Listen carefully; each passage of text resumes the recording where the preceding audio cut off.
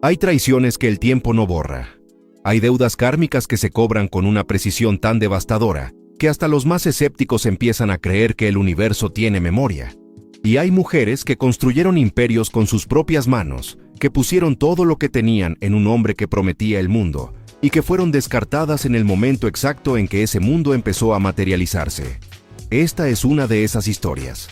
El 14 de marzo de 2024, en una suite del Hotel Presidente Intercontinental de la Ciudad de México, una mujer de 71 años recibió una llamada que llevaba esperando, sin saberlo, desde hacía más de 4 décadas.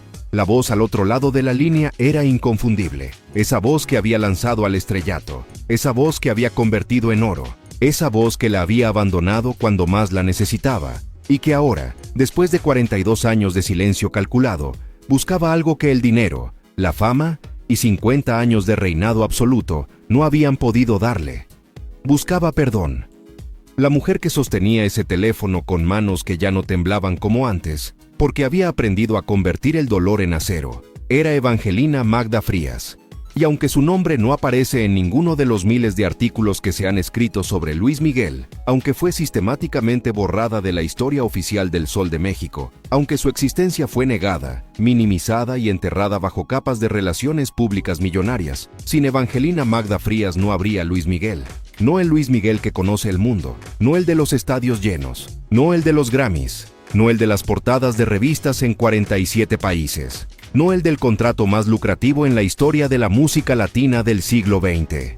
Ese hombre, ese ícono, esa leyenda que hoy genera giras de más de $200 millones, fue construido en gran parte sobre los cimientos que una mujer levantó con sacrificio absoluto, contactos cultivados durante décadas, y una visión artística que nadie más tenía cuando Luis Miguel era apenas un niño de 11 años con una voz extraordinaria, y un padre manipulador que estaba a punto de arruinar todo. Y cuando el edificio quedó terminado, cuando la estructura era sólida y el nombre brillaba en letras de neón desde Ciudad de México hasta Madrid, Luis Miguel hizo lo que haría varias veces más en su vida. Volteó, caminó, no miró atrás. La historia que estás a punto de escuchar ha sido parcialmente contada en fragmentos dispersos a lo largo de décadas, en entrevistas que fueron ignoradas, en declaraciones que fueron desmentidas por el maquinaria de relaciones públicas más eficiente que haya existido en el entretenimiento latinoamericano. Pero nunca había sido contada completa. Nunca con todos los nombres, todas las fechas, todos los montos, todas las conversaciones que determinaron el destino de dos personas cuyas vidas quedaron entrelazadas de una manera que ninguna cantidad de silencio comprado pudo deshacer del todo. Hoy eso cambia. Para entender lo que Luis Miguel le hizo a Evangelina Magda Frías, primero hay que entender lo que ella le dio. Y para entender eso, hay que regresar a 1980, al México que muy pocos recuerdan. Al México donde la industria musical era un ecosistema brutal, dominado por productores que decidían quién existía y quién no, donde el talento sin conexiones era invisible, donde un niño de padres extranjeros sin dinero ni apellido influyente tenía exactamente las mismas probabilidades de convertirse en estrella internacional que de llegar caminando a la luna. Luis Miguel Gallego Basteri nació el 19 de abril de 1970, en San Juan, Puerto Rico. Su padre, Luisito Rey, era un cantante español de segunda fila que llevaba años intentando abrirse camino en la industria latinoamericana, sin conseguir el éxito que su ego desmesurado consideraba que merecía. Su madre, Marcela Basteri, era una italiana de belleza extraordinaria que había seguido a Luisito de país en país, de ciudad en ciudad, sacrificando sistemáticamente sus propios sueños al altar del narcisismo de un hombre que jamás estuvo a la altura de ninguno de sus sacrificios. Cuando la familia Gallego Basteri se instaló definitivamente en Ciudad de México en 1978, Luis Miguel tenía 8 años. Era un niño inteligente, sensible, con un oído musical que dejaba sin palabras a todos los que lo escuchaban. Cantaba con una afinación y una emoción que no correspondían a su edad. Luisito Rey lo notó inmediatamente, no con el orgullo de un padre que descubre el talento de su hijo, sino con la frialdad calculadora de un empresario que identifica un activo rentable. Desde ese momento, Luis Miguel dejó de ser un niño para convertirse en el proyecto más importante de la vida de Luisito Rey. Las clases de canto comenzaron a las 6 de la mañana y no terminaban hasta la noche. Los fines de semana no existían. Los cumpleaños eran apenas una interrupción en el entrenamiento. Luisito llevaba al niño a bares, a cantinas, a eventos privados donde lo ponía a cantar, para cualquiera que pudiera ser un contacto útil.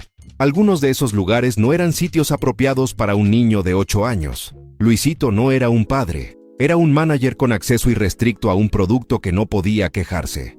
Los primeros años en México fueron de pobreza y frustración. La familia vivía en un departamento rentado en la colonia Narvarte, un barrio de clase media que para los estándares de Luisito era una humillación inaceptable.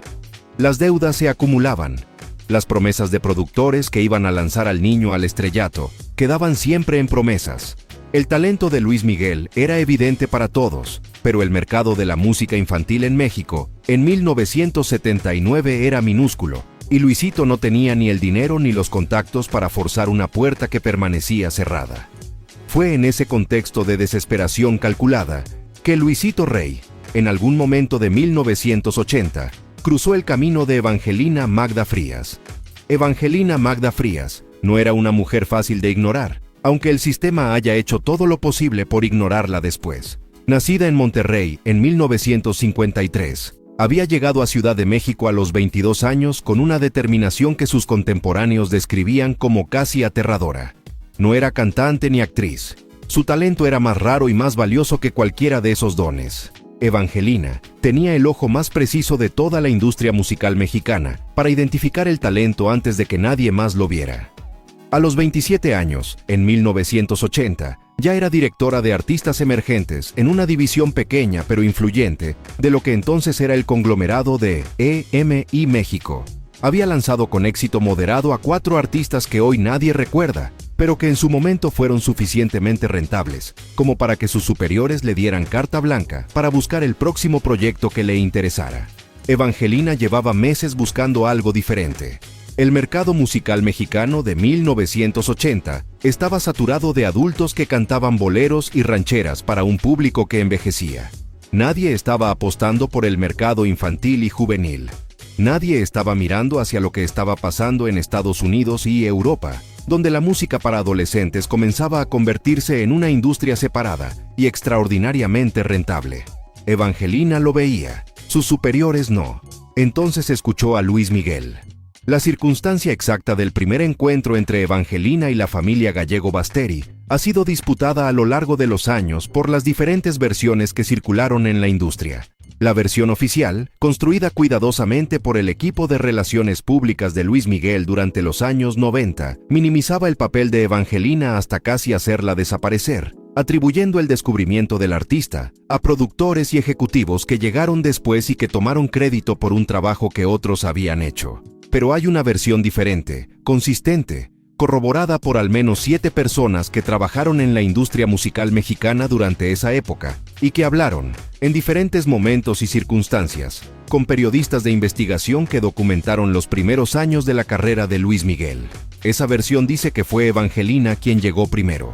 El 23 de septiembre de 1980, según registros internos de EMI México, que fueron accesibles brevemente durante un proceso de reestructuración corporativa, en 1998, Evangelina Magda Frías presentó ante el comité directivo de la compañía un memorando de 3 páginas titulado, con la precisión que la caracterizaba, Propuesta de desarrollo artístico para menor, con potencial excepcional de penetración en mercado internacional. El menor al que se refería ese memorando tenía 10 años y 4 meses. Se llamaba Luis Miguel Gallego Basteri. En el memorando, que fue citado parcialmente por el periodista de investigación Rodrigo Sepúlveda, en un artículo publicado en la revista Proceso en noviembre de 2001, y que nunca fue desmentido por ninguna de las partes involucradas, Evangelina describía a Luis Miguel con una precisión que a la distancia resulta casi profética.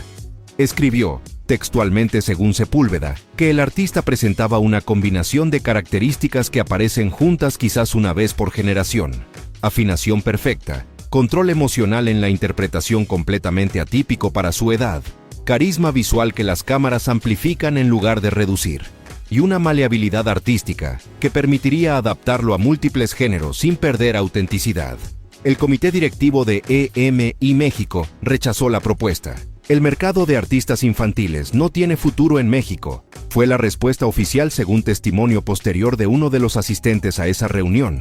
un ejecutivo llamado Fernando Valdés Ochoa, que años después hablaría con el periodista Sepúlveda para Proceso. Le dijeron a Evangelina que estaba apostando por una moda pasajera, que las familias mexicanas no gastaban dinero en discos de niños cantantes, que había demasiado riesgo para una inversión que requería años de desarrollo antes de generar retorno. Evangelina no discutió.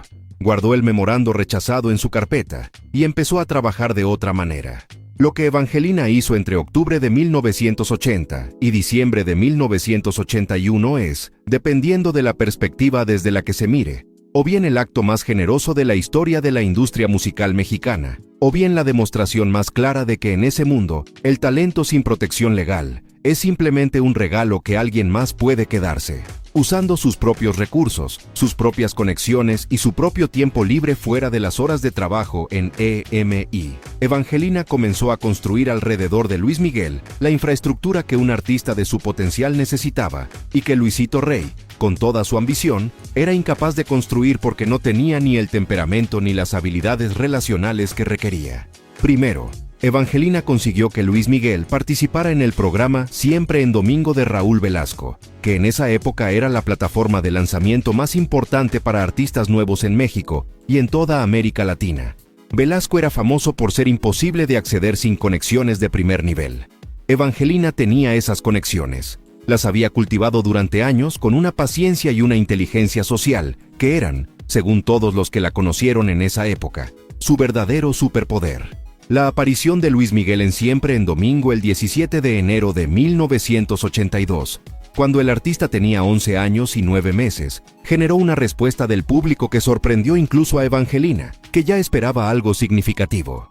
Las líneas telefónicas del programa recibieron esa noche 3.400 llamadas, un número que en ese contexto era absolutamente extraordinario para un artista sin ningún disco grabado, sin nombre establecido, sin más respaldo que la voz y la presencia que Dios le había dado. Al día siguiente, Evangelina llamó a 3 personas. Las 3 eran ejecutivos de sellos discográficos. Las 3 habían rechazado anteriormente sus propuestas de invertir en Luis Miguel. Las 3, después de la noche del 17 de enero de 1982, estaban dispuestas a escuchar. Evangelina eligió a la que ofrecía las mejores condiciones, no la que pagaba más por adelantado, porque Evangelina entendía el negocio lo suficientemente bien como para saber que el anticipo era el anzuelo con el que los sellos atrapaban artistas en contratos leoninos. Eligió a la que ofrecía mayor porcentaje de regalías, mayor control artístico y, crucialmente, la cláusula que Evangelina consideraba no negociable. El artista retendría los derechos de su imagen en América Latina. Esa cláusula, que parecía un detalle técnico en 1982, valdría decenas de millones de dólares 2 décadas después. La firma del primer contrato discográfico de Luis Miguel se realizó el 8 de marzo de 1982 en las oficinas del sello Ariola, México, en el piso 14 del edificio Aristos de la colonia Roma. Evangelina estaba presente. Luisito Rey firmó como representante legal de su hijo menor de edad. Luis Miguel, con sus 11 años y traje que le quedaba ligeramente grande, sonrió para la fotografía que nadie conservó o que nadie quiso conservar.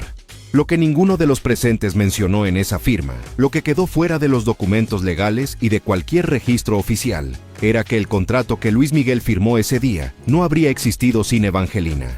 Las conexiones que abrieron las puertas, la visión que identificó el potencial, la estrategia que convirtió a un niño talentoso pero desconocido en un artista del que todo el mundo quería un pedazo.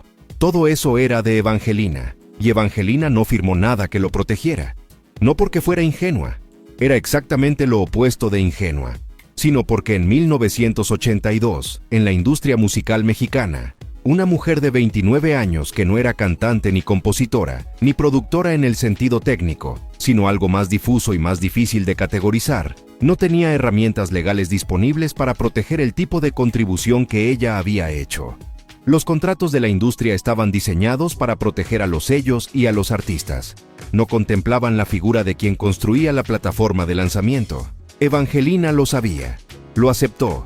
Confió en algo que la industria musical mexicana de los años 80 no merecía que nadie confiara en ello. Confió en la gratitud. El primer disco de Luis Miguel, Un Sol, fue grabado entre abril y julio de 1982 y lanzado al mercado el 14 de septiembre de ese mismo año. Evangelina supervisó personalmente la selección de repertorio, trabajando junto al productor musical Juan Carlos Calderón en las 10 canciones que conformarían el álbum. Fue Evangelina quien insistió en incluir el tema que abría el disco, una balada de autor relativamente desconocido que Calderón quería desechar por considerarla demasiado melancólica para un artista de 12 años. Evangelina ganó esa discusión. Esa canción se convirtió en el primer éxito de Luis Miguel. Llegó al número 4 en las listas mexicanas. Fue la que apareció en todos los programas de televisión. Fue la que hizo que el público empezara a saber quién era ese niño de voz imposible, que sonreía desde las portadas de las revistas de espectáculos. Los meses que siguieron al lanzamiento de Un Sol fueron los más intensos de la vida profesional de Evangelina hasta ese momento.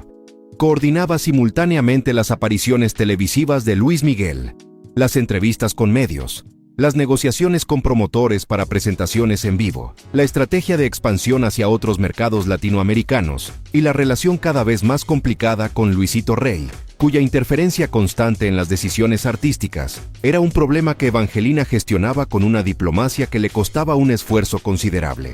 Luisito Rey era el obstáculo permanente, un hombre que quería el control total, pero que carecía de la visión, las conexiones y la inteligencia estratégica para ejercerlo productivamente.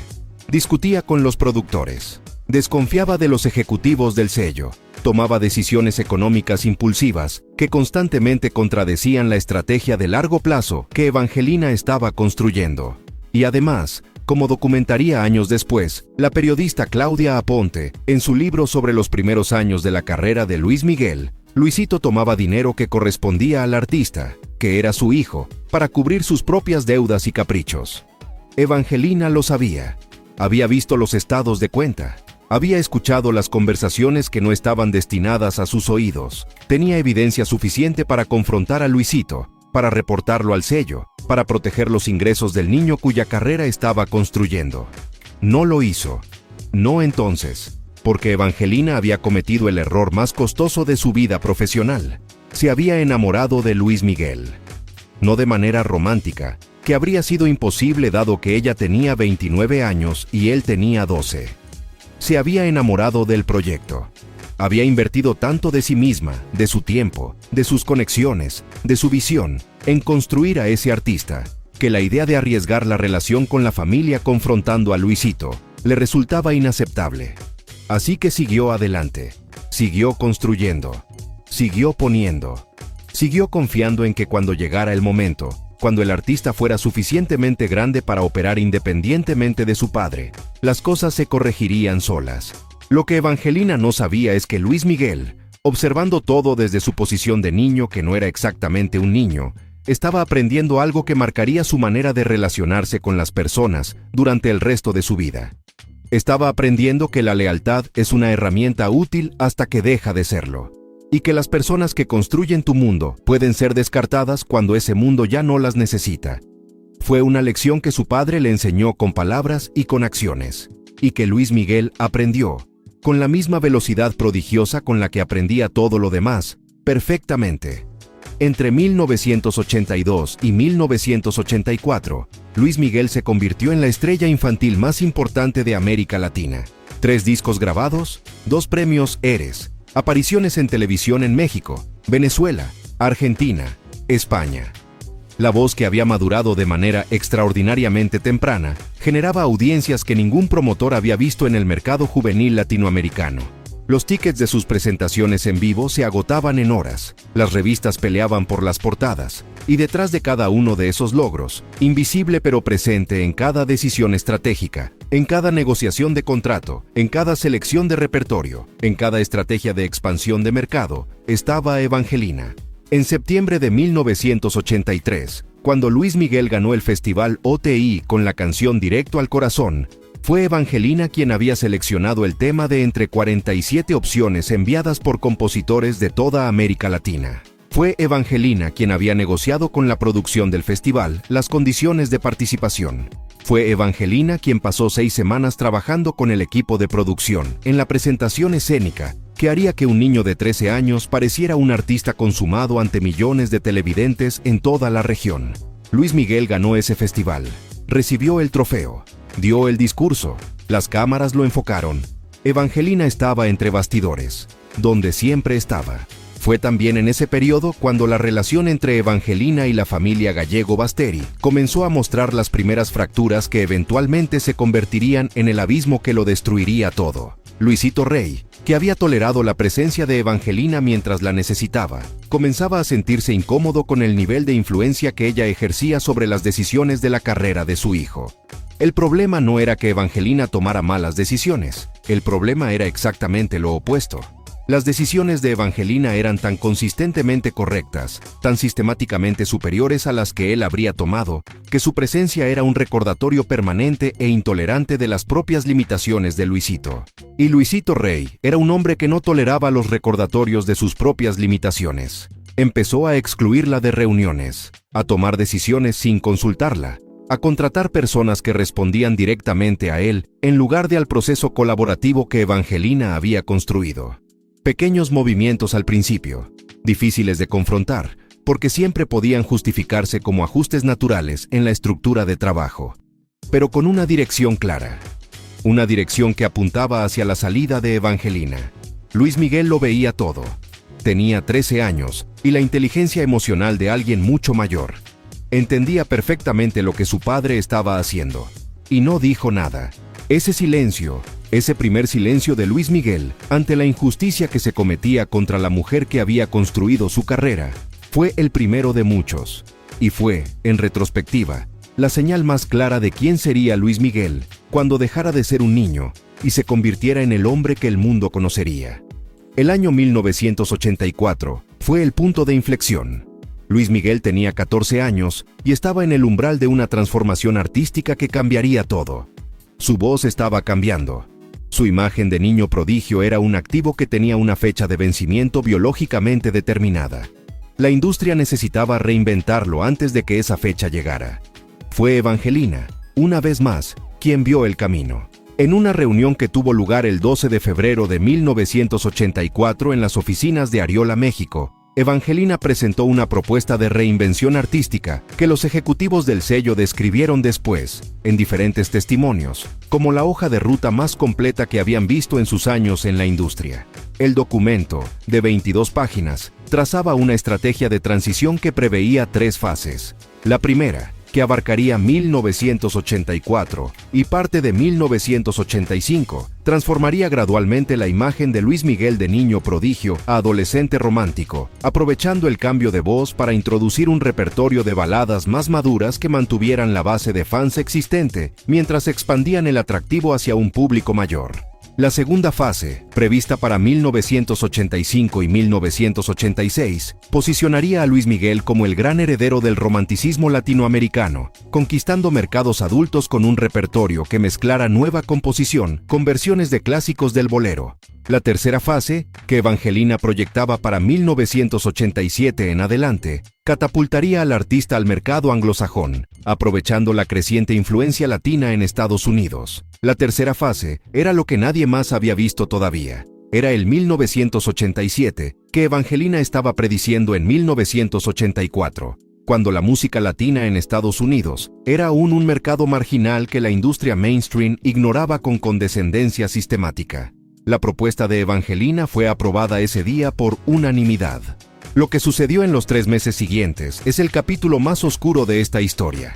Luisito Rey tomó el documento de 22 páginas, se lo llevó a casa, contrató a 2 abogados y a un consultor de imagen, y en mayo de 1984 presentó ante los ejecutivos de Ariola, México, y ante los representantes del sello Polydor en España, una versión modificada de la misma propuesta, presentada esta vez como una estrategia elaborada por su propia empresa de management, Gallego Entertainment, fundada apenas 6 semanas antes de esa presentación.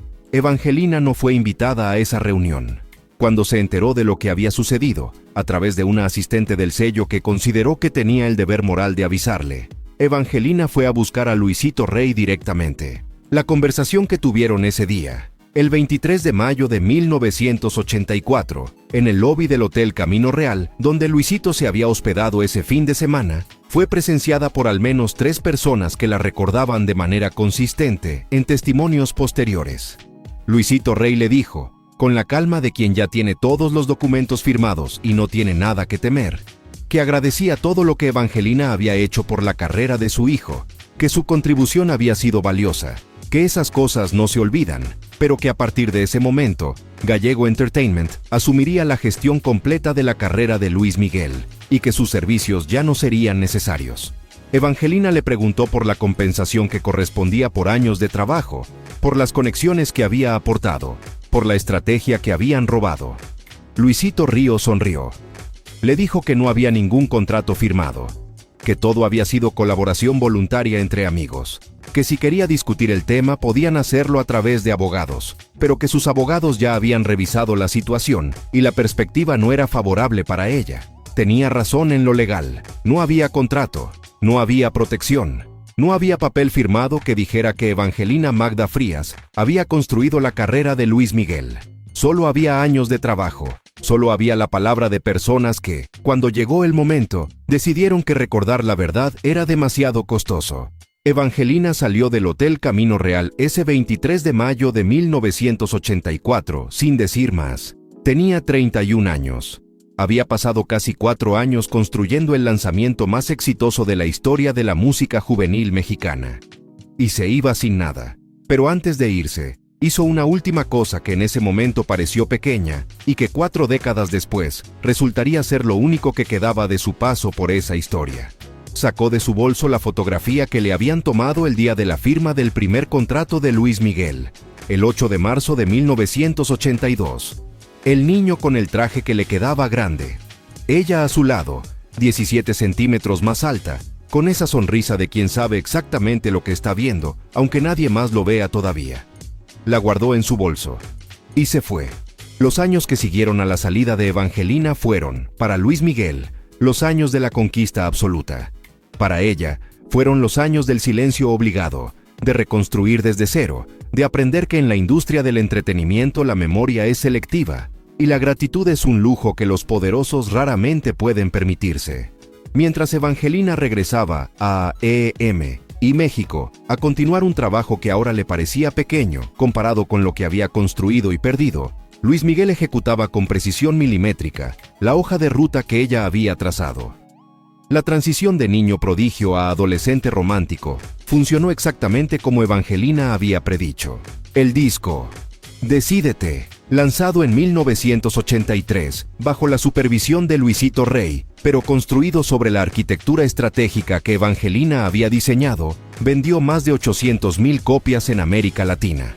Cuando con su tercera producción, También es rock, el mercado empezó a mostrar cierta resistencia al niño que intentaba crecer demasiado rápido, fue la segunda fase de la estrategia de Evangelina, ya robada y ejecutada por otros, la que salvó la transición. Luis Miguel tenía 15 años y era la estrella más importante de la música juvenil latinoamericana. Luisito Rey administraba el dinero. Lo administraba como siempre había administrado todo lo que pasaba por sus manos, con una mezcla de despilfarro personal y miopía estratégica que habría sido destructiva para cualquier carrera, excepto una que tuviera los cimientos tan sólidos como los que Evangelina había construido. Las deudas de Luisito se pagaban con los ingresos de Luis Miguel. Los contratos se firmaban en condiciones que favorecían a los sellos, a cambio de anticipos que Luisito necesitaba inmediatamente. La estrategia de largo plazo que existía en el papel era constantemente saboteada por las decisiones de corto plazo que dictaba la economía personal de un padre que nunca distinguió entre los ingresos de su hijo y los propios. Luis Miguel lo veía. Ya tenía 15 años, luego 16, luego 17. No era un niño. Entendía perfectamente lo que su padre hacía, y seguía sin decir nada, porque Luisito Rey, con todas sus limitaciones y su venalidad, era el único sistema de protección que Luis Miguel conocía. Prescindir de él significaba enfrentarse solo a una industria que admiraba al artista, pero que no tenía ninguna razón para protegerlo. Esa dependencia, esa incapacidad para desvincularse de alguien que claramente le hacía daño porque era el único modelo de protección disponible, sería el patrón que Luis Miguel repetiría una y otra vez en su vida adulta. Lo repitió con Luisito hasta que fue demasiado tarde para salvar lo que se había perdido. Lo repitió con managers, con parejas, con colaboradores. El patrón era siempre el mismo: tolerar la toxicidad conocida por miedo a la vulnerabilidad de lo desconocido. Hasta que la tolerancia se convertía en cómplice, y la complicidad en daño irreparable. Fue en esos años de mitad de los 80, mientras Luis Miguel crecía y Luisito consumía, que Evangelina comenzó a construir su segunda vida profesional. No volvió al mercado de artistas emergentes. Había aprendido demasiado caro que construir sin protección legal era simplemente trabajar gratis para el futuro de otros. Se especializó en consultoría para sellos discográficos internacionales que querían entrar al mercado latinoamericano y no entendían sus códigos. Era un trabajo menos visible, menos emocionante, pero era suyo, completamente suyo. Y guardó silencio sobre Luis Miguel. Cuando los periodistas de espectáculos empezaron a preguntarle, porque inevitablemente la historia de los primeros años del Sol de México era una historia que la industria quería contar, y Evangelina era uno de sus capítulos, ella no habló. No por miedo a represalias, aunque las represalias eran una posibilidad real en una industria que protegía a sus estrellas con ferocidad. Guardó silencio porque hablar en ese momento habría parecido exactamente lo que no era. Una mujer amargada intentando reclamar crédito por el éxito de un hombre que la había superado. Evangelina no era eso. Era algo más complejo y más difícil de explicar. Era alguien que había amado genuinamente el proyecto, que había visto en Luis Miguel no solo un activo comercial, sino algo que ella describió años después, en la única entrevista larga que dio sobre el tema, publicada en la revista Quién en julio de 2019, como la cosa más extraordinaria que jamás encontré en mi carrera. Un ser humano que cuando abría la boca para cantar, hacía que el tiempo se detuviera. Eso no se odia, eso se extraña. El año 1985 trajo el Grammy Latino que cambió todo. Luis Miguel, con 15 años, se convirtió en el ganador más joven en la historia de los premios Grammy, con su interpretación de No me puedo alejar. La imagen de ese adolescente subiendo al escenario del Shrine Auditorium de Los Ángeles recorrió el mundo. El mercado anglosajón, que hasta entonces había ignorado al artista con la condescendencia habitual reservada para la música latina, empezó a prestar atención. Era exactamente lo que la tercera fase de la estrategia de Evangelina había previsto, con un año de anticipación. Lo que siguió al Grammy fue una avalancha de ofertas internacionales que confirmó punto por punto cada predicción del documento de 22 páginas que Luisito Rey había robado en mayo de 1984. Sellos de Estados Unidos, de España, de Argentina, peleaban por los derechos de distribución.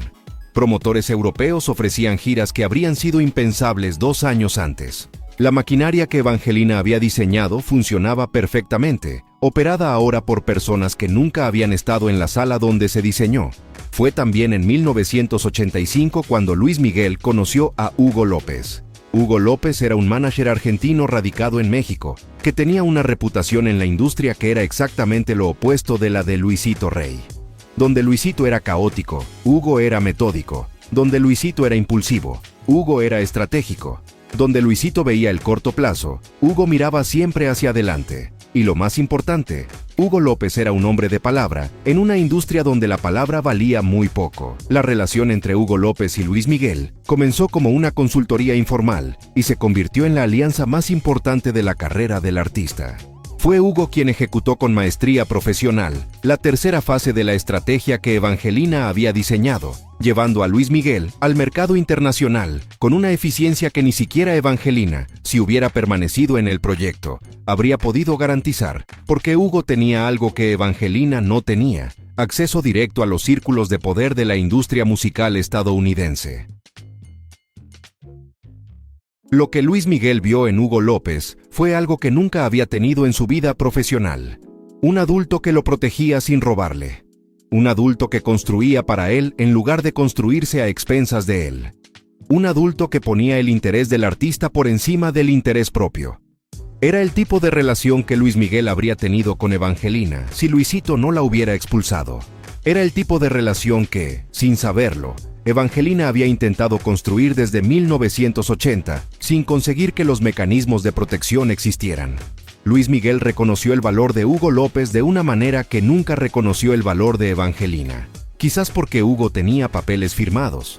Quizás porque era hombre en una industria que tomaba más en serio a los hombres. Quizás simplemente porque Luis Miguel, formado en la escuela de Luisito Rey, había aprendido a valorar solo lo que tenía precio visible.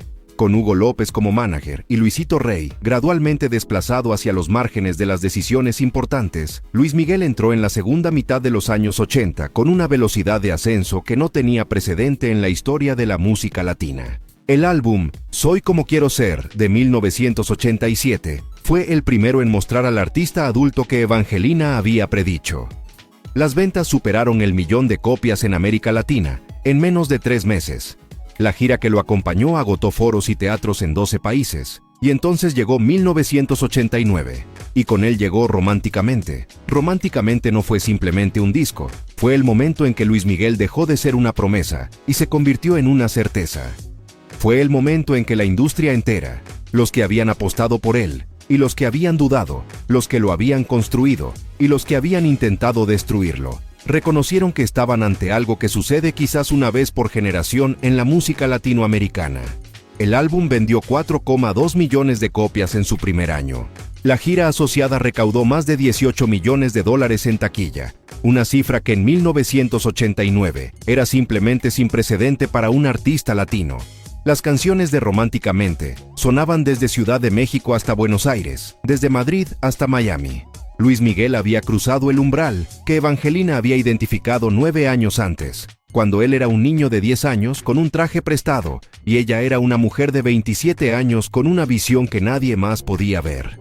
Evangelina escuchó Románticamente en su departamento de la colonia Polanco, sentada sola, con una copa de vino tinto que no tocó porque no hacía falta. Escuchó el disco completo de principio a fin y lloró, no de tristeza exactamente, de algo más complicado, de esa emoción extraña que se siente cuando algo que creaste, algo que llevabas en la mente antes de que existiera, finalmente existe de la manera exacta en que lo imaginaste, aunque ya no te pertenezca. Era su trabajo, convertido en arte, presentado al mundo con el nombre de otro.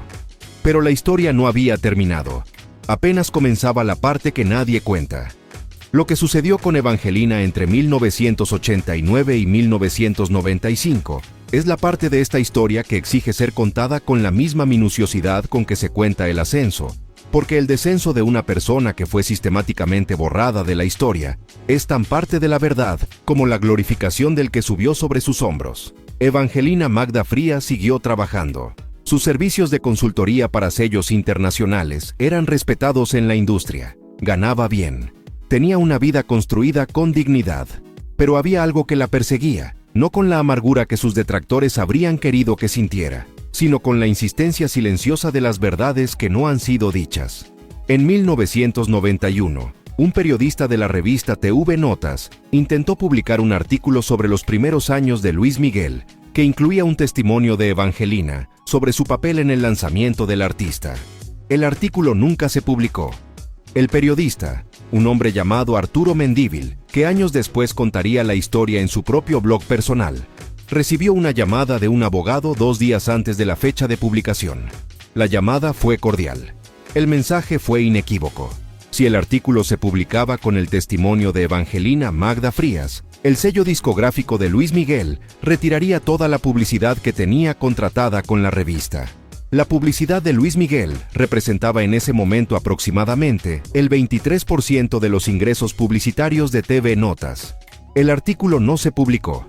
En 1993, Evangelina intentó registrar formalmente su contribución a través de una demanda civil por reconocimiento de autoría estratégica y compensación por servicios no remunerados. Sus abogados, el despacho Garza y Asociados de Monterrey, presentaron la demanda ante el Juzgado Cuarto de lo Civil del Distrito Federal el 14 de septiembre de 1993.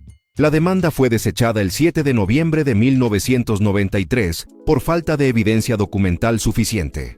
No había contratos, no había facturas, no había correos electrónicos, porque en 1982 no existían. Solo había testimonios de personas que, en su mayoría, cuando llegó el momento de declarar formalmente, descubrieron razones para no recordar con precisión lo que habían visto. La industria protege a sus estrellas, siempre lo ha hecho. Y Luis Miguel, en 1993, era la estrella más grande de la música latina. El sistema tenía todos los incentivos del mundo para no recordar a la mujer que lo había lanzado. La derrota legal fue el golpe más duro, no por el dinero, aunque el dinero habría sido justo, sino porque significaba la victoria oficial de la versión que borraba su nombre. Significaba que la historia oficial de Luis Miguel, la que se enseñaría en las escuelas de negocios como caso de éxito, la que aparecería en las biografías autorizadas, la que circularía en los documentales producidos con la colaboración del artista, no tendría a Evangelina Magda Frías en ninguna de sus páginas. Era como si nunca hubiera existido.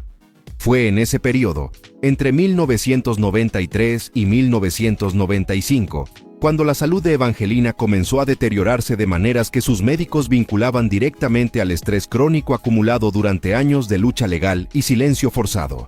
Desarrolló una arritmia cardíaca que requirió medicación permanente. Perdió 11 kilogramos en 4 meses. Sus colegas de trabajo describían a una mujer que seguía siendo brillante profesionalmente, pero que cargaba algo invisible y muy pesado. Fue también en ese periodo cuando una circunstancia completamente inesperada reintrodujo a Evangelina en la vida de Luis Miguel, aunque de una manera que ninguno de los dos habría elegido. En octubre de 1994, Hugo López fue diagnosticado con cáncer de colon en estadio avanzado. La noticia circuló inicialmente solo en los círculos más cercanos al artista, cuidadosamente guardada de la prensa, para no afectar las ventas del entonces recién lanzado Segundo Romance, que estaba rompiendo todos los récords establecidos por Románticamente. Hugo López tenía 45 años. Era el hombre que había tomado la arquitectura diseñada por Evangelina y la había ejecutado con maestría. Era el único adulto en la vida de Luis Miguel que había demostrado consistentemente anteponer el interés del artista al propio. Era, en términos prácticos, la columna vertebral de todo. Y estaba muriéndose. Luis Miguel, según testimonios de personas cercanas a él en esa época, entró en un estado de negación que duró meses. No podía procesar la posibilidad de perder a Hugo, porque perder a Hugo significaba perder la única figura de protección genuina que había tenido. Canceló compromisos sin explicación. Se ausentó de reuniones importantes. El equipo que rodeaba al artista funcionaba en modo de crisis permanente, intentando mantener la maquinaria operando mientras su pieza central se desmoronaba. Fue en ese contexto, en el otoño de 1994, que alguien del círculo interno de Hugo López, un asistente ejecutivo llamado Ricardo Flores, que había trabajado con Hugo durante 8 años y que conocía la historia completa de los primeros años del artista, tomó una decisión que cambiaría el rumbo de los siguientes meses. Ricardo Flores llamó a Evangelina Magda Frías. No fue una llamada autorizada por nadie. Fue una llamada que Ricardo hizo porque conocía la historia, porque sabía lo que Evangelina había construido, y porque en la crisis que se avecinaba, necesitaban a alguien que entendiera la arquitectura completa de la carrera del artista desde sus cimientos. Alguien que no pudiera ser manipulado porque ya había pagado el precio de la manipulación. Alguien que supiera exactamente dónde estaban los huesos enterrados. Evangelina escuchó a Ricardo durante 45 minutos. Cuando él terminó de hablar, hubo un silencio largo. Luego preguntó una sola cosa. ¿Lo sabe Luis Miguel? Ricardo respondió que no, que la llamada era iniciativa suya, que si Evangelina quería hablar con el artista, él podía arreglarlo, pero que la decisión era completamente de ella. Evangelina tardó 3 días en responder. 3 días en los que, según su propio relato posterior, tuvo la conversación más honesta de su vida consigo misma. Sobre el dolor, sobre el orgullo, sobre qué significaba ayudar a alguien que te había ignorado durante una década, sobre si era posible separar la contribución profesional del daño personal, sobre si quedaba algo en ella que todavía quisiera ver a ese artista triunfar. Al tercer día llamó a Ricardo. Dijo que sí. El encuentro entre Evangelina Magda Frías y Luis Miguel ocurrió el 17 de noviembre de 1994, en la casa que el artista tenía entonces en las lomas de Chapultepec. Luis Miguel tenía 24 años. Evangelina tenía 41. Hacía exactamente 10 años y 6 meses que no se veían. Ricardo Flores los dejó solos en la sala principal de la casa. Afuera, las luces de Ciudad de México empezaban a encenderse con la llegada de la noche. Nadie sabe con exactitud lo que se dijeron durante las 2 horas que estuvieron solos. Solo hay 2 versiones. La de Evangelina, contada parcialmente en la entrevista de 2019 en Quién, y la de Ricardo Flores, contada en fragmentos a diferentes personas a lo largo de los años. Ambas versiones coinciden en los puntos fundamentales y divergen solo en los detalles que cada uno estaba en posición de conocer. Luis Miguel no se disculpó, no directamente, no con las palabras que la situación habría justificado. Era incapaz de hacerlo, no por maldad sino por una incapacidad para la vulnerabilidad que había sido entrenada en él desde la infancia. Un hombre que había aprendido que mostrar debilidad era peligroso, no desarrolla la musculatura emocional para pedir perdón genuinamente, incluso cuando sabe que lo debe. Lo que hizo, según Evangelina, fue algo diferente. Le habló de los primeros años, le dijo que recordaba todo, que recordaba la fotografía del día de la firma del contrato, que recordaba las madrugadas en el estudio cuando ella supervisaba las grabaciones, y él era un niño con sueño que no quería decirlo porque quería parecer profesional, que recordaba el día que ella eligió la canción que nadie más quería para el primer disco, que recordaba que ella era la única persona en esa época que lo miraba como un artista, y no como un producto o un hijo o un proyecto personal. No dijo que lo que su padre le había hecho a ella estuvo mal. No lo nombró directamente, pero lo circundó con suficiente precisión para que Evangelina entendiera que lo sabía, que siempre lo había sabido. ¿Por qué no hiciste nada?, le preguntó Evangelina. La única pregunta que importaba. Luis Miguel tardó en responder. Cuando lo hizo, según el relato de Evangelina, su voz sonó diferente. No la voz del Sol de México, no la voz de los estadios y los Grammys. La voz de un niño de 14 años que había visto algo injusto y se había quedado paralizado. Tenía miedo, dijo. Miedo de mi padre. Miedo de perder lo único que sabía hacer si me enfrentaba a él. Miedo de que sin él, todo se derrumbara. Evangelina lo miró durante un momento largo. Y luego dijo algo que Luis Miguel, según Ricardo Flores, repetiría años después en conversaciones privadas como la frase que más lo había marcado de ese encuentro. El miedo que sientes cuando no defiendes lo correcto, le dijo Evangelina, no desaparece cuando pasa el peligro. Se queda dentro de ti y se convierte en otra cosa. Se convierte en la certeza de que eres capaz de traicionar lo que sabes que es verdad. Y esa certeza te sigue a todas partes. Luis Miguel no respondió. Pero según Ricardo Flores, que esperaba afuera y que escuchó el silencio que siguió a esas palabras, fue el silencio más largo de toda la conversación. En los meses que siguieron a ese encuentro, Evangelina colaboró de manera informal y completamente no remunerada con el equipo de Hugo López en la planificación estratégica del periodo de transición que vendría después de la muerte del manager. Fue ella quien diseñó el esquema de protección de derechos que garantizaría que los ingresos futuros del artista no pudieran ser capturados por los tipos de acuerdos leoninos que Luisito Rey había firmado en los años 80. Fue ella quien identificó a Alejandro Asensi como el candidato más calificado para asumir el management cuando Hugo ya no pudiera hacerlo. Hugo López murió el 12 de abril de 1995. Tenía 46 años. Luis Miguel, que estaba en el estudio grabando lo que sería Nada es igual, recibió la noticia y salió del estudio sin decir nada. No regresó en 4 días. Cuando volvió, nadie preguntó dónde había estado. Algunas grietas no se explican, solo se respetan. En el periodo de reorganización que siguió a la muerte de Hugo, Evangelina esperó una señal de Luis Miguel. Esperó que el artista reconociera de alguna manera formal, contractual, pública o privada, la contribución que había vuelto a hacer. No por vanidad ni por dinero, aunque el dinero habría sido justo, sino porque era la validación de que el encuentro de noviembre había sido real, de que las palabras dichas en esa sala de las Lomas habían tenido algún peso en el mundo. La señal no llegó. Alejandro Asensi asumió el management. La carrera de Luis Miguel continuó su ascenso imparable. Nada es igual fue otro disco de ventas históricas. Las giras de los años siguientes establecieron récords que aún no han sido igualados en la historia de la música latina. El nombre Luis Miguel se convirtió en sinónimo de una grandeza que trascendía géneros, generaciones y fronteras.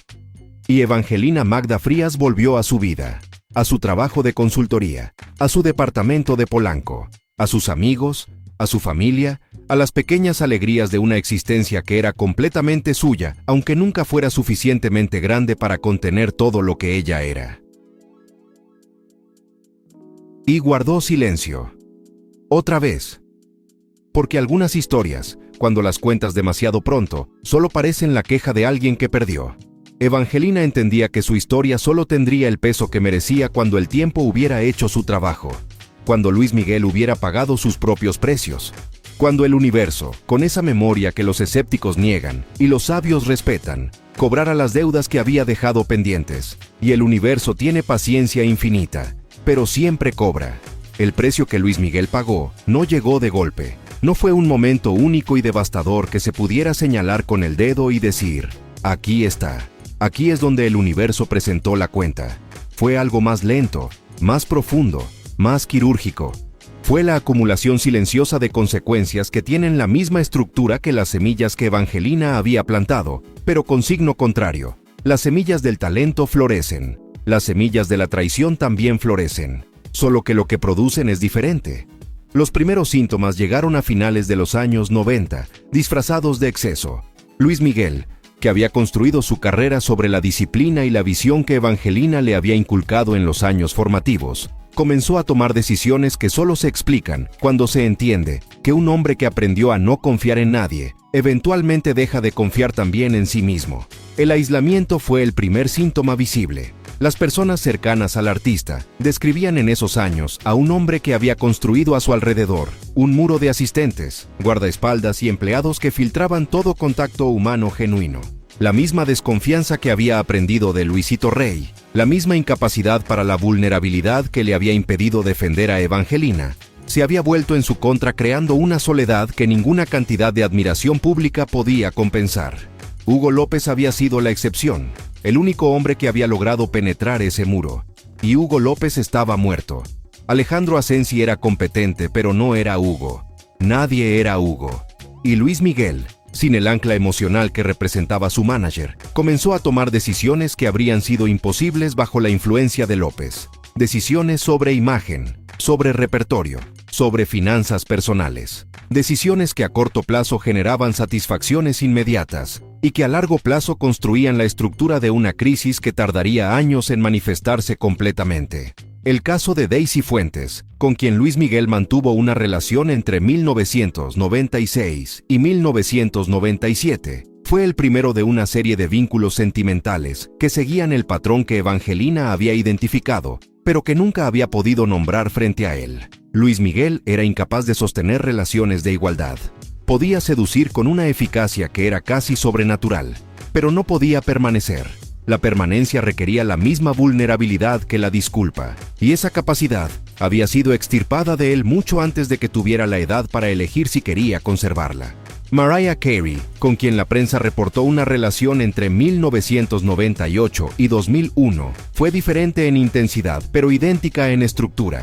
Una mujer de talento extraordinario, de poder comparable al suyo en su industria respectiva, con quien Luis Miguel construyó algo que todas las personas que los conocían en esa época describían como genuinamente poderoso, y que terminó de la misma manera que todo lo genuinamente poderoso en la vida de Luis Miguel terminaba, con su desaparición repentina, sin explicaciones suficientes, dejando a la otra persona sosteniendo las preguntas que él no podía responder, porque responderlas requería ir a lugares que había cerrado hace décadas.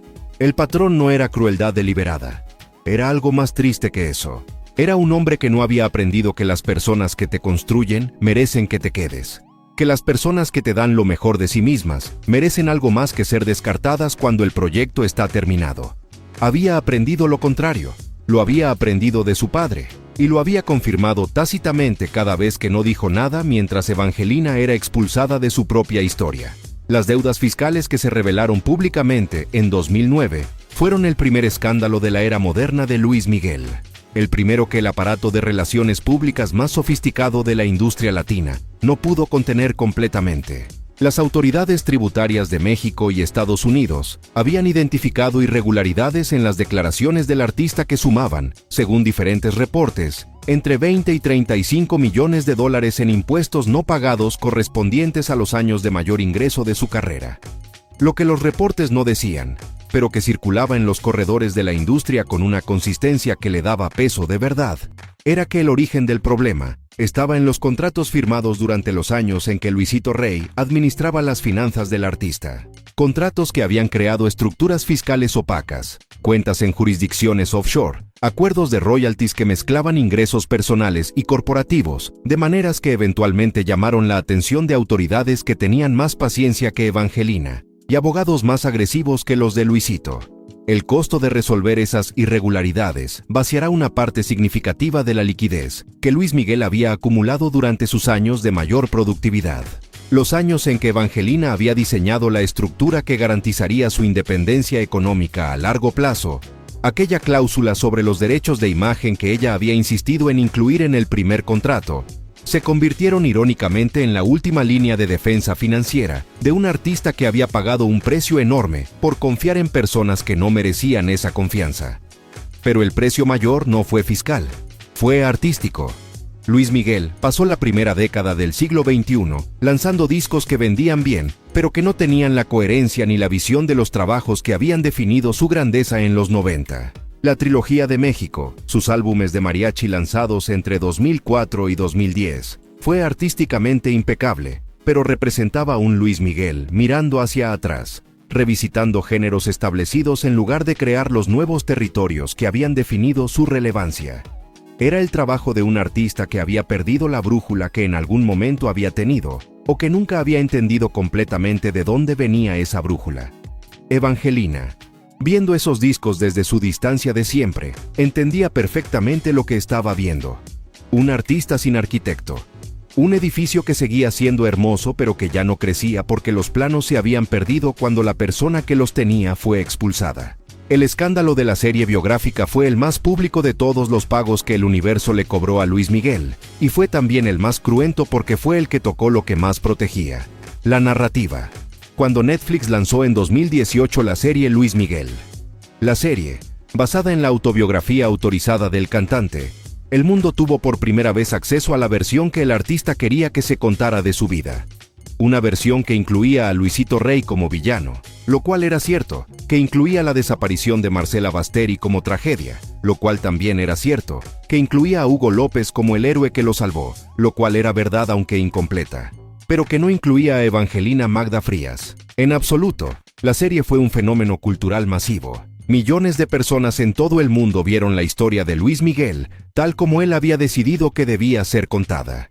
Y esa historia no tenía a la mujer que había identificado su talento antes que nadie, que había conseguido su primera aparición en televisión, que había negociado su primer contrato discográfico, que había diseñado la estrategia de los primeros 15 años de su carrera. La reacción de Evangelina ante la serie fue documentada por la periodista Carmen Lira Saade, quien la entrevistó para un extenso perfil publicado en el suplemento cultural de La Jornada en marzo de 2019.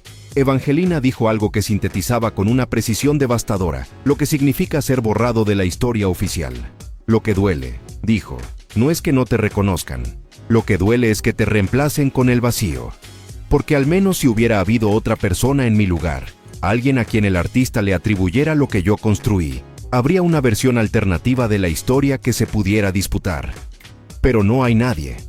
En la historia oficial de Luis Miguel, los primeros años simplemente sucedieron. El artista apareció, ya formado, ya completo, como si hubiera llegado al mundo con la carrera hecha. Y esa mentira es más agresiva que cualquier mentira que atribuya el mérito a otro, porque no deja ni rastro de que hubo un ser humano que construyó lo que se está contando. La entrevista de 2019 fue la primera vez que Evangelina habló extensamente sobre su historia con Luis Miguel. Fue cautelosa, precisa, sin dramatismo ni sensacionalismo. Presentó los hechos con la misma claridad organizativa que había caracterizado su trabajo profesional. Nombró fechas, describió reuniones, citó documentos que habían existido aunque ya no fueran accesibles. La reacción del equipo de Luis Miguel fue el silencio. Ni confirmación ni desmentido. El silencio que en la industria del entretenimiento equivale a una respuesta inequívoca. Es verdad, pero no nos conviene decirlo. Varios periodistas que intentaron conseguir declaraciones del artista o de su equipo en respuesta a la entrevista de Evangelina recibieron el mismo tratamiento: llamadas no devueltas, correos electrónicos que quedaban sin respuesta, el muro de asistentes y representantes funcionando con la eficiencia que tantos años de práctica habían perfeccionado. Pero el silencio esta vez tuvo un costo diferente al de los silencios anteriores, porque en 2019 las redes sociales existían. Y la entrevista de Evangelina circuló en Twitter, en Facebook, en Instagram, en los grupos de fans de Luis Miguel que en esa época estaban en su punto más activo después del fenómeno de la serie de Netflix. Circuló con comentarios, con análisis, con personas que cotejaban las fechas que Evangelina mencionaba con los datos históricos disponibles sobre los primeros años del artista. Y los datos coincidían. No había nadie que pudiera desmentir a Evangelina porque todo lo que Evangelina decía era verificable, y lo verificable era consistente. Y la consistencia, en la era de la información, es una forma de documentación que no requiere papel firmado para tener peso. El universo había encontrado la manera de que la verdad circulara. Con 40 años de retraso. Pero circuló. Las giras de 2018 y 2019, que debían ser el gran regreso triunfal de Luis Miguel al mercado en vivo después de años de ausencia, se convirtieron en el escenario público de otro tipo de precio que el artista estaba pagando.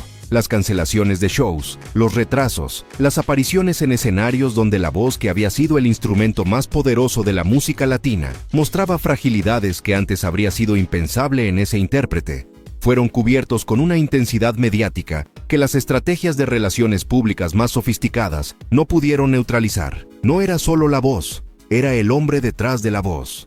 Las personas que trabajaban cerca del artista en esos años, en declaraciones que circulaban de manera anónima pero consistente en los medios especializados de la industria, describían a un Luis Miguel que había perdido la estructura de confianza que Hugo López había representado y que nunca había podido reconstruir. Un hombre que tomaba decisiones impulsivas que contradecían su propia estrategia, que rodeaba de personas que le decían lo que quería escuchar en lugar de lo que necesitaba saber, que pagaba el precio, décadas después, de haber aprendido en la escuela de Luisito Rey, que la única manera de no ser traicionado es no depender de nadie. La paradoja era cruel. Luis Miguel había aprendido a protegerse de las personas que podían herirlo, eliminando de su vida a todas las personas que podían genuinamente ayudarlo. Y en esa soledad blindada, las decisiones malas no tenían contrapeso, los errores no tenían corrector, la grandeza no tenía arquitecto. Evangelina lo veía desde lejos, con esa mezcla de dolor y comprensión que solo tienen las personas que aman algo sin poder reclamarlo. La llamada que llegó el 14 de marzo de 2024 no fue completamente inesperada para Evangelina. Había habido señales menores en los meses anteriores. Un asistente del artista que había hecho algunas preguntas a través de intermediarios sobre cómo se podía contactar a Evangelina. Una referencia en una entrevista que Luis Miguel dio en diciembre de 2023 a una revista española, donde al ser preguntado por los comienzos de su carrera, hizo una pausa larga antes de responder y dijo: hay personas que estuvieron en el principio de todo a quienes nunca se las reconoció suficientemente y con quienes tengo una deuda que no sé si alguna vez podré pagar completamente. Era la primera vez en 4 décadas que Luis Miguel hacía una referencia pública, aunque sin nombres, a la existencia de Evangelina. La referencia fue tan vaga que la mayoría de los periodistas no la persiguieron. Pero Evangelina la escuchó y entendió. La llamada del 14 de marzo duró 1 hora y 43 minutos. Evangelina tenía 71 años. Luis Miguel tenía 53. No hubo testigos. No hay grabación.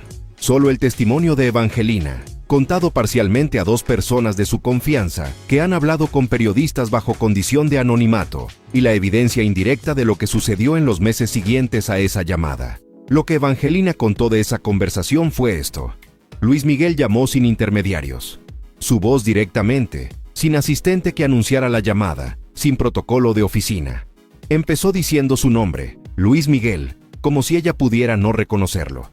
Como si necesitara nombrarse para hacer real lo que estaba haciendo. Le dijo que había visto la entrevista de 2019. No entonces, sino hace poco. Que alguien de su círculo, una persona joven que había llegado recientemente a trabajar con él, le había pasado el enlace sin saber exactamente qué significaba lo que estaba enviando. Y que cuando lo vio, cuando escuchó a Evangelina describir con esa precisión tranquila y sin dramatismo los hechos que él conocía perfectamente porque los había vivido, algo se abrió en él que había estado cerrado durante décadas. Dijo que había pasado varios meses sin poder llamar, que había empezado a marcar el número varias veces y había colgado antes de que conectara. Que cada vez que intentaba encontrar las palabras correctas para comenzar esta conversación, las palabras no alcanzaban para cubrir la distancia entre lo que había pasado y lo que él quería decir. Evangelina lo escuchó sin interrumpir. Cuando Luis Miguel terminó de hablar, cuando se quedó en silencio esperando una respuesta que no sabía cómo pedir, Evangelina hizo algo que él no esperaba. No lo absolvió. No le dijo que todo estaba bien y que el tiempo lo cura todo y que los errores del pasado no definen a una persona. Esas habrían sido las palabras fáciles, las palabras que el artista había escuchado de personas que lo rodeaban para mantener el equilibrio del sistema. Evangelina le dijo la verdad. Le dijo que el daño que se hizo no fue solo a ella. Le dijo que cuando una persona aprende, a los 14 años, que puede guardar silencio ante la injusticia sin consecuencias inmediatas, esa lección se queda en el cuerpo y se repite. Que cada relación que Luis Miguel había terminado sin explicación suficiente, cada colaborador que había descartado cuando ya no lo necesitaba, cada persona que había borrado de su historia, era una versión del silencio que había guardado en 1984, y que el precio que estaba pagando ahora no era el castigo de un universo abstracto, era simplemente el resultado acumulado de un patrón que nadie le había mostrado con suficiente claridad para que pudiera elegir cambiarlo. Luego le dijo algo más. Le dijo que a pesar de todo, a pesar de los 40 años y la demanda desechada, y la entrevista ignorada, y la serie de Netflix que la borraba de la historia, cuando escuchaba sus canciones, las que habían sido construidas sobre la arquitectura que ella había diseñado, todavía sentía lo mismo que había sentido la primera vez que lo escuchó cantar en 1980. Que su voz era la cosa más extraordinaria que jamás había encontrado, y que eso no lo cambiaba nada de lo que había pasado entre ellos. Luis Miguel no respondió de inmediato. El silencio duró lo suficiente para que Evangelina pudiera escuchar al otro lado de la línea, algo que en sus propias palabras describió como el sonido de un hombre respirando con cuidado, como si el aire fuera algo que podía romperse. Finalmente dijo, «Tienes razón en todo». Y luego dijo la palabra que en 40 años nunca había pronunciado en su dirección. «Lo siento». Lo que siguió a esa llamada fue discreto pero documentable. En junio de 2024, el equipo legal de Luis Miguel inició contactos con los representantes de Evangelina Magda Frías para explorar la posibilidad de un reconocimiento formal y una compensación económica por contribuciones históricas no remuneradas a los primeros años de la carrera del artista. Las negociaciones tomaron varios meses. El acuerdo final, cuyo monto exacto permanece confidencial bajo los términos pactados, fue firmado el 23 de octubre de 2024. 3 días después de la firma, el equipo de comunicaciones de Luis Miguel envió a los principales medios de comunicación latinoamericanos y españoles un comunicado de una sola página que decía, en su párrafo central, el artista desea reconocer públicamente la contribución fundamental de la señora Evangelina Magda Frías al desarrollo de su carrera en sus etapas iniciales, entre 1980 y 1984. Su visión artística, sus conexiones profesionales y su trabajo estratégico fueron determinantes en el lanzamiento de una carrera que de otra manera habría tardado muchos más años en encontrar su camino, si es que lo hubiera encontrado. Esta deuda de gratitud debió haber sido reconocida hace décadas. El que no lo haya sido fue un error que el artista lamenta profundamente. El comunicado no mencionaba lo que Luisito Rey había hecho. No nombraba las circunstancias específicas del alejamiento. No entraba en los detalles que Evangelina había descrito en su entrevista de 2019. Era un documento corporativo, medido, cuidadosamente construido para decir lo suficiente sin decir todo. Era la disculpa pública de un hombre que había aprendido a comunicarse con el mundo a través de capas de representación. Pero decía el nombre, Evangelina Magda Frías, en un comunicado oficial del artista. Por primera vez en 44 años, la reacción de la industria fue significativa. Varios ejecutivos y periodistas que habían seguido la carrera de Luis Miguel desde los años 80 emitieron comentarios públicos reconociendo que el nombre de Evangelina era uno que había circulado en los corredores de la industria durante décadas, conocido pero nunca pronunciado oficialmente. Personas que habían guardado silencio durante años, por lealtad al artista o por conveniencia propia, comenzaron a sumar sus testimonios a un registro histórico que finalmente encontraba su forma completa. El memorando de 22 páginas que Evangelina había presentado en 1984 y que Luisito Rey había robado no apareció, porque ese documento hacía décadas que no existía en ningún archivo accesible. Pero la lógica interna de la historia, la coherencia entre lo que Evangelina había predicho y lo que Luis Miguel había ejecutado, era su propio tipo de documentación. Una que no requería papel para ser leída. Evangelina Magda Frías vive hoy en la misma Ciudad de México, donde construyó el lanzamiento más importante de la historia de la música juvenil latinoamericana. Tiene 71 años, buena salud, una vida construida con la solidez de quien aprendió que lo único que nadie puede quitarte es lo que sabes que hiciste. No habla frecuentemente de Luis Miguel. Cuando lo hace, no habla con amargura. Habla con la ecuanimidad de alguien que ha tenido suficiente tiempo para entender que las personas que te hacen daño son en su mayoría personas que se hicieron daño a sí mismas primero, y que el dolor que te causaron era simplemente el excedente de un dolor propio que no sabían manejar de otra manera. Habla de él como habla de un trabajo que amó y que perdió, con la nostalgia específica que tienen los trabajos que eran vocación, no solo oficio, con el orgullo tranquilo de quien sabe que lo que construyó sobrevivió a todas las manos que intentaron borrarlo, porque estaba construido con materiales que el tiempo no desgasta. Cuando le preguntan si el reconocimiento llegó demasiado tarde, Evangelina responde siempre lo mismo. Dice que el reconocimiento que llegó tarde siempre es mejor que el que nunca llega, que las disculpas que se dan con 40 años de retraso son menos útiles que las que se dan a tiempo, pero que tienen su propio valor. El valor de demostrar que una persona es capaz de llegar, aunque sea tarde, al lugar donde debería haber estado siempre. Y dice que cuando recibió esa llamada el 14 de marzo de 2024, cuando escuchó la voz de Luis Miguel pronunciar las palabras que había esperado 4 décadas, lo que sintió no fue la satisfacción del triunfo ni el alivio de la vindicación. Sintió algo más pequeño y más real que eso. Sintió lo mismo que había sentido en 1980, cuando un niño de 10 años abrió la boca para cantar en una audición que estaba a punto de terminar en rechazo, y el tiempo se detuvo. Sintió que había valido la pena. La historia de Luis Miguel y Evangelina Magda Frías no es solo la historia de una traición en la industria del entretenimiento. Es la historia de lo que cuesta construir algo extraordinario sin protección, de lo que significa ser invisible en el origen de algo que el mundo entero puede ver, de cómo los patrones que aprendemos en la infancia nos siguen, hasta que algo, o alguien, nos muestra con suficiente claridad lo que hemos estado repitiendo. Luis Miguel pagó un precio, no el precio simplificado de los titulares, no el escándalo fiscal, ni las giras canceladas, ni las relaciones rotas, aunque todo eso fue real y todo eso dolió. El precio verdadero fue más interno que todo eso. Fue décadas de soledad construida por